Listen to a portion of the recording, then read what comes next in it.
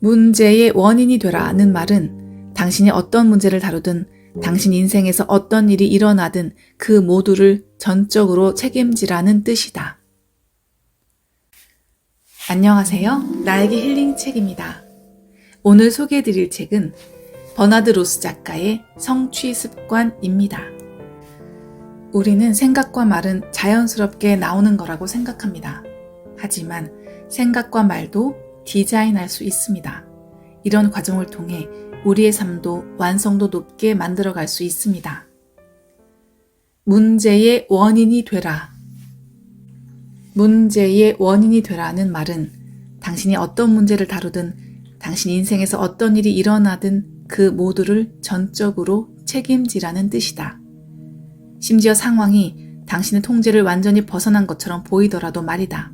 이는 선택을 하겠다는 선언이다.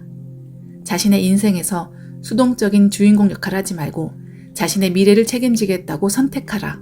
어떤 대가를 치르든 그리고 그럴듯한 이유가 엄청나게 많이 떠오르든 관계없이 임무를 완수하겠다고 결심하라.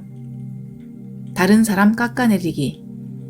만약 당신이 미용실에 갈 때마다 그 미용사가 당신의 머리를 만지는 내내 다른 동네 미용사들이 하나같이 실력이 없다고 흉을 본다면 기분이 어떻겠는가? 가령 머리를 어떻게 만져야 하는지도 모른다거나 손님들의 머리카락을 손상시킨다거나 아니면 돈을 너무 많이 받는다는 식으로 말이다. 결국 당신은 이 미용사가 다른 이들을 그렇게 깎아내리는 이유가 무엇인지 궁금해질 것이다.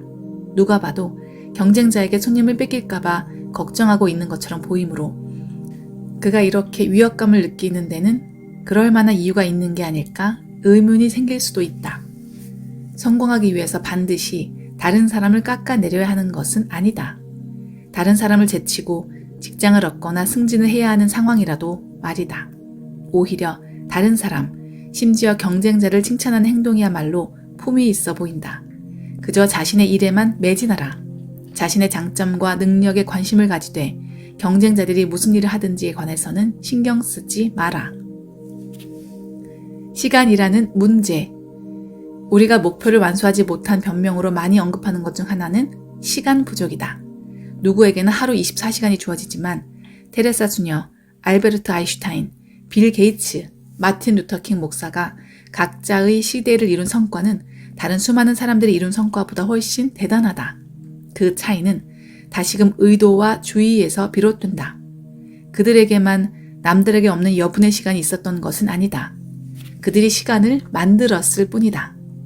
어떤 일이 자기 인생의 우선순위에 속한다면 그 일에 방해가 되는 것이라면 무엇이든 기꺼이 피해가야 한다. 당신의 시간을 앗아가는 쓸모없는 존재가 있는데 어째서 그것을 내버려 두는가?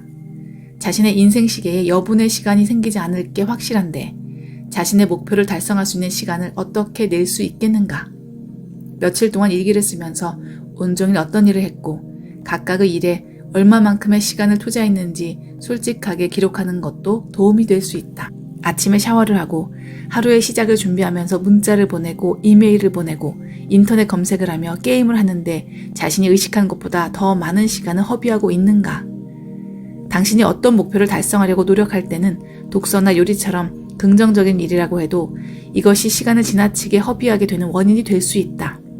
보고서를 끝내야 하거나 분량이 많은 지원서를 아직 제출하지 못했다면 할 일을 미루거나 앉아서 생각만 하지 말고 평상시의 활동들을 한쪽으로 제쳐놓음으로써 자신의 행동 지향성을 끌어올려라.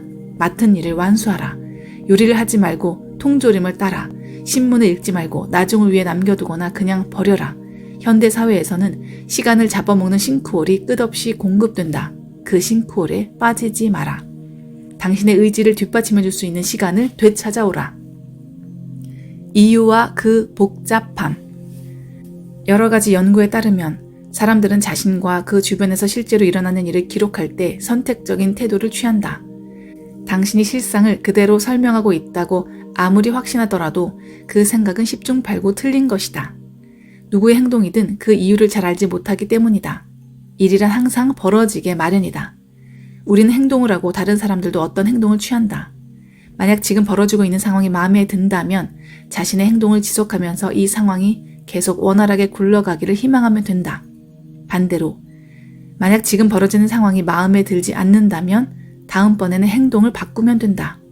그런데 이유는 이 단순한 실용적 접근법에 방해가 된다. 결국 이유를 내세우지 않는 편이 훨씬 더 낫다. 이유가 사람들에게 역기능적 행동을 지속할 변명거리를 제공하기 때문이다. 이유가 없다면 세상은 훨씬 더 좋은 곳이 될 것이다. 그렇지 않은가? 물론 이유를 대지 않으면 생활이 이상해질 수 있다. 이유가 없다면 다른 사람들에게 불합리한 사람처럼 보일지도 모른다. 그러면 이 상황에서 우리는 어떻게 해야 할까? 설상가상으로 우리는 자신이 취한 행동의 이유에 관해서도 이따금 적극적으로 거짓말하기도 한다. 이러한 접근법은 자신의 행동을 변화시키는데 제법 효과적이다. 다만 다른 사람을 변화시키는 데는 활용할 수 없다. 다른 누군가가 적극적으로 당신의 조언을 구하지 않는 이상, 가령 당신의 수업을 듣거나 저서를 읽는 경우가 아니라면 그 사람에게 헛소리 같은 이유를 내세우지 말라고 말하는 건 당신이 할 일이 아니다. 이런 식으로 행동하면 순식간에 비호감을 얻기 십상이다. 세상을 바로잡는 최고의 방법은 자기 자신을 바로잡는 것이다.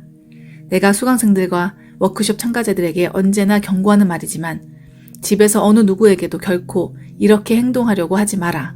꼭 필요한 경우가 아니라면 이유를 대지 않겠다고 자신과 약속하라. 처음에 이런 자세를 취하면 실제로 엄청나게 힘이 된다. 변명을 늘어놓을 필요가 없도록 자신의 행동에 충분히 확신을 가져라. 자신을 신뢰하고 행동하라. 인생의 모든 단계는 복잡함과 불확실성으로 가득 차 있다. 개인으로서 우리는 기한이 정해지지 않은 인생을 대면한다. 그 시간 동안 우리는 가족과 경력, 개인적 위기의 시간들이 지나올 가능성이 크다.